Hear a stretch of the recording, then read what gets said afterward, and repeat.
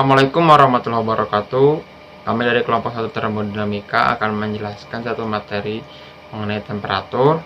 Saya Muhammad Bismi Fargali akan menjelaskan 3 sebuah materi, yaitu pandangan makroskopik, pandangan mikroskopik, dan makroskopik terhadap mikroskopik.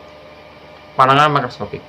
Pandangan makroskopik cabang khusus mempelajari fisika dipisahkan dalam ruang yang terbatas terhadap lingkungannya, dan sesuatu yang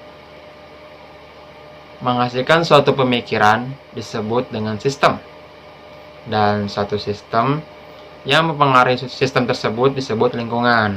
Dan apabila kita telah memilih suatu sistem itu tersebut, langkah selanjutnya kita harus meninjau ulang terhadap kualitas dan kuantitas suatu sistem tersebut agar mempengaruhi suatu lingkungan itu agar menciptakan yang lebih baik.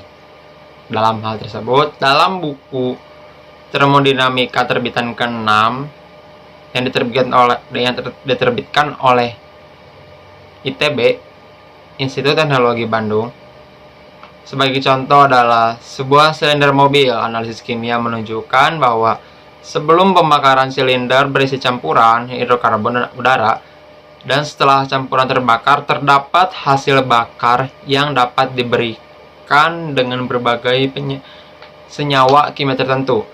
Pernyataan mengenai jumlah nisbi zat ini merupakan pemberian komposisi sistem itu. Pada setiap saat, sistem yang komposisinya baru saja diberikan menempati volume yang ditentukan oleh kedudukan piston. Volumenya dengan mudah dapat diukur, dan di laboratorium volumenya secara otomatis dicatat dengan peranti yang digandengkan dengan piston. Kuantitas lain yang tidak bisa disingkirkan dalam pemerian sistem ialah tekanan gas dalam silinder setelah mencampur terbakar. Tekanan menjadi sangat besar.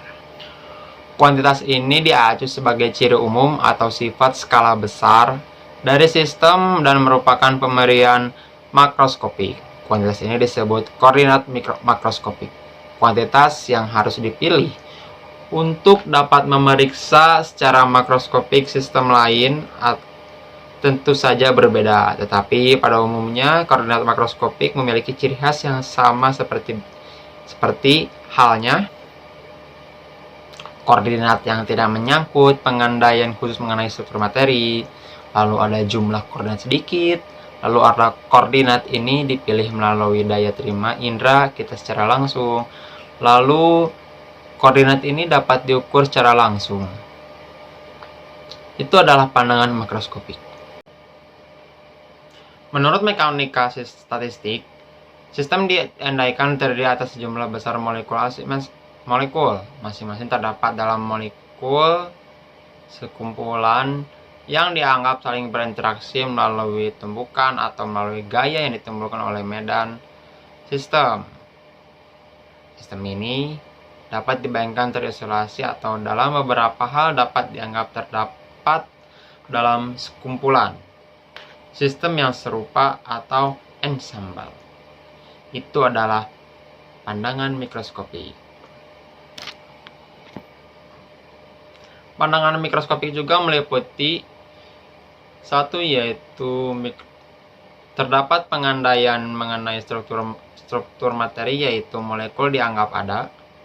2. Banyak kuantitas yang harus diperinci. 3. Kualitas yang diperinci tidak berdasarkan penerimaan indera kita. Selanjutnya adalah makroskopik terhadap mikroskopik. Walaupun sepintas kedua hal ini terlihat sama, akan tetapi kedua hal ini saling terhubung atau saling bersinggungan. Hal ini bila kedompangan itu diterapkan pada sistem yang sama, maka keduanya harus menghasilkan kesimpulan yang sama. Hubungan antara kedua pandangan itu terletak pada kenyataan bahwa beberapa sifat yang terukur langsung yang perinciannya meliputi pemerian makroskopik sebenarnya merupakan rata-rata terhadap selang waktu tertentu dari sejumlah besar ciri khas mikroskopik. Perbedaan antara makroskopik dan mikroskopik yaitu beberapa sifat makroskopi yang terukur sama meyakinkan seperti indera kita sendiri. Sifat ini tidak berubah selama indera kita tetap sama. Namun pandangan mikroskopik menyelami lebih dalam daripada indera kita. Pandangan ini mempostulatkan adanya molekul, geraknya, keadaan energinya, antariksanya, dan seterusnya. Pandangan ini selalu berubah dan kita tidak pernah meyakini bahwa pengandaian benar belum tentu membandingkan deduksi yang dibuat berdasarkan pengandaian tersebut dengan deduksi yang serupa yang didasarkan atas pandangan makroskopi. Perkenalkan, nama saya Natasha Sitrokaiba. Di sini saya akan melanjutkan pembahasan dari teman-teman saya yang tadi. Saya akan membahas tentang ruang lingkup termodinamika, kesetimbangan termal, konsep temperatur, dan pengukuran pada temperatur. Termodinamika memiliki banyak kelompok berdasarkan jenis, fungsi, dan wujudnya. Dalam keteknikan, ada gas, uap, dan campuran keduanya. Ada juga dalam bentuk cairan. Ada pula termodinamika dalam kimiawi dan termodinamika fisis, yang berkaitan satu sama lain, mencakup hal lain pada zat padat, permukaan selaput, sel listrik, kapasitor listrik, dan zat magnetik. Pada kesetimbangan termal, nah, di sini semua sistem bertemperatur sama dan suhunya sama dengan lingkungan sekitar. Misalkan kedua koordinat bebas dari X dan Y memiliki suhu yang sama, yaitu 30 derajat.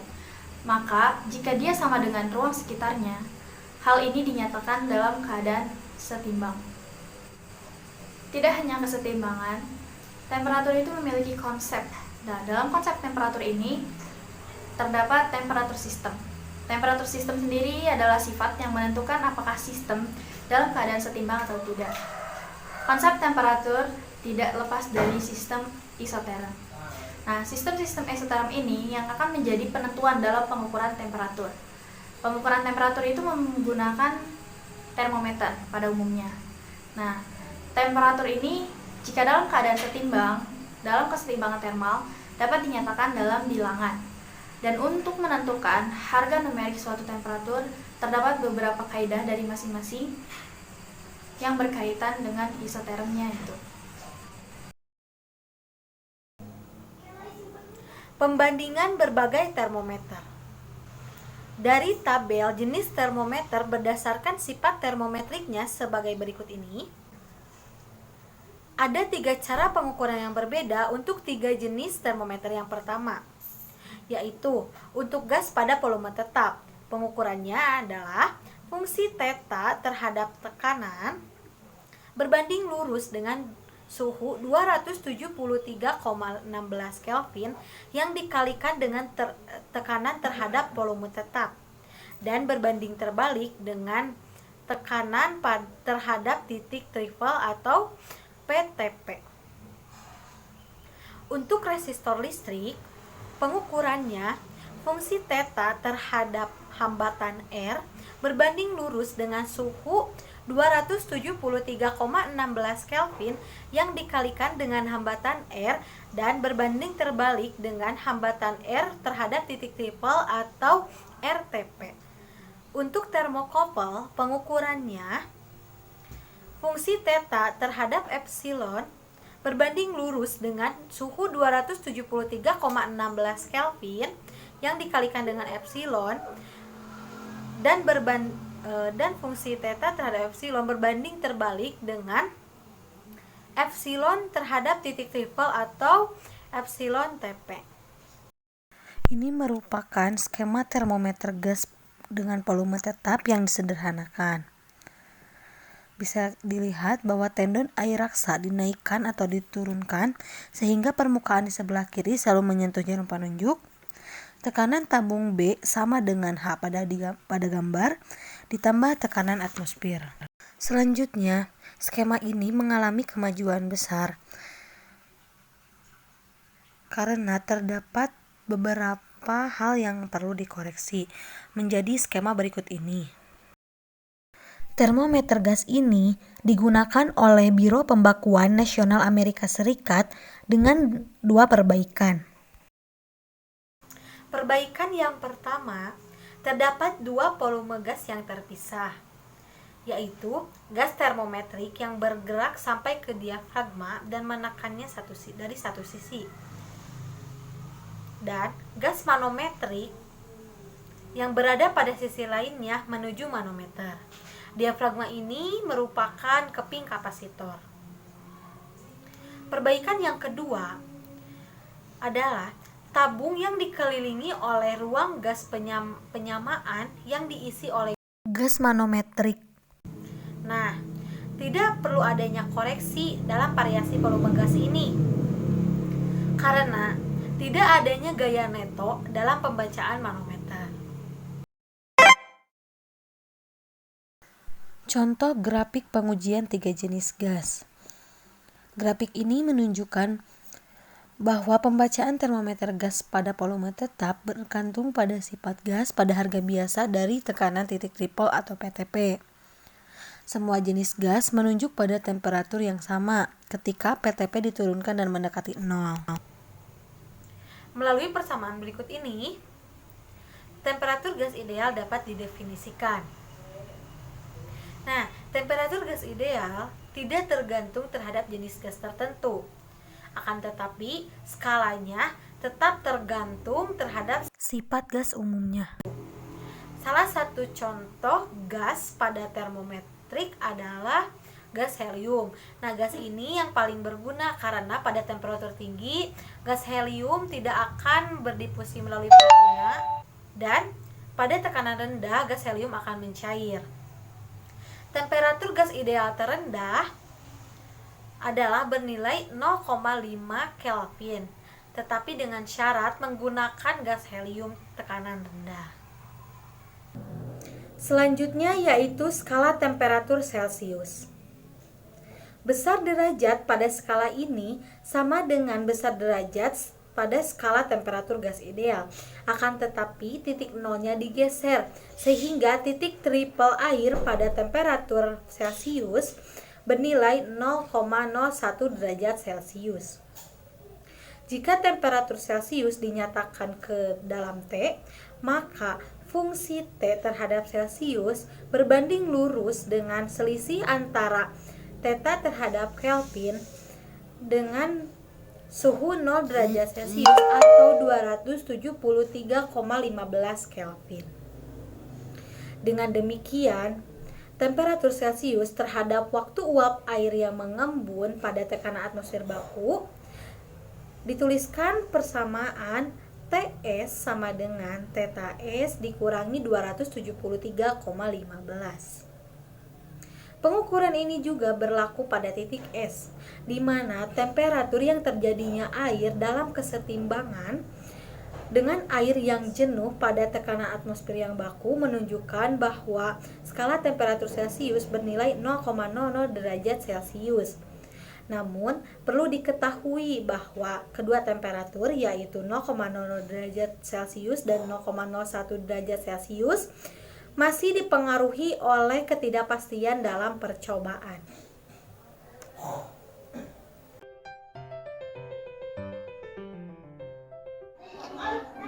Pada kesempatan kali ini saya akan membahas mengenai termometer hambatan listrik. Jika termometer hambatan ini terbuat dari kawat halus yang panjang, maka biasanya kawat ini dililitkan pada kerangka tipis untuk mengurangi peragangan yang berlebihan pada saat kawat mengerut atau mendingin. Kemudian, pada keadaan tertentu, kawat tersebut dapat dililitkan atau dimasukkan pada bahan atau benda yang temperaturnya akan diukur. Dalam mengukur benda yang temperaturnya rendah, biasanya termometer hambatannya terdiri dari hambatan radio yang kecil yang terbuat dari komposisi karbon atau kristal germanium yang didoping atau dicampur dengan arsenik yang kemudian dimasukkan dalam wadah yang berisi kapsul yang sebelumnya sudah berisi helium. Kemudian, cara menggunakan termometer jenis ini dapat ditempelkan pada permukaan zat yang temperaturnya akan diukur atau dapat diletakkan dalam lubang yang digodi dengan tujuan tersebut. Selanjutnya, Orang biasanya mengukur hambatan menggunakan prinsip mempertahankan arus tetap yang diketahui besar nilainya dalam termometer itu dan mengukur beda potensial hambatannya dengan pertolongan potensiometer yang sangat sensitif akan hal tersebut. Rangkaian yang sering digunakan untuk pengukuran dapat ditunjukkan melalui gambar berikut.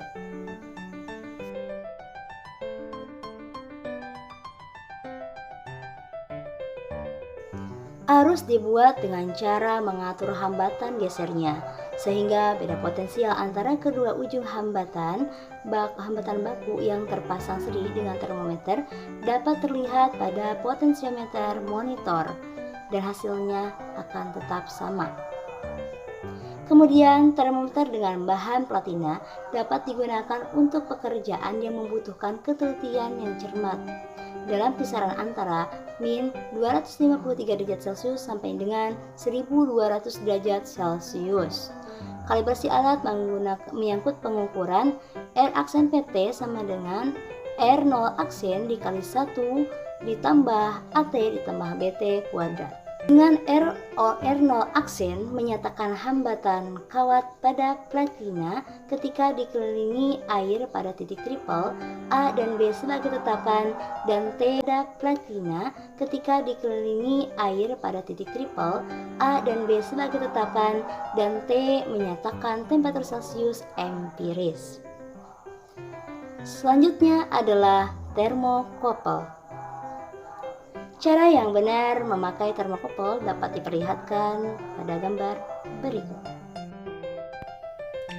Elektromotensi termal diukur dengan potensiometer yang harus diletakkan jauh dari sistem yang temperaturnya akan diukur.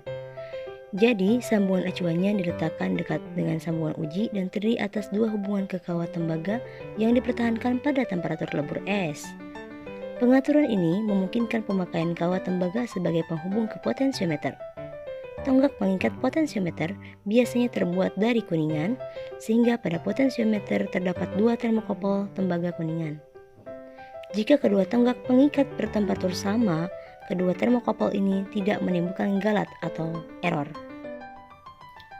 Termokouple dikalibrasi dengan mengukur elektromotensi termal pada berbagai temperatur yang diketahui dengan menjaga sambungan acuannya agar tetap pada suhu 0 derajat Celcius.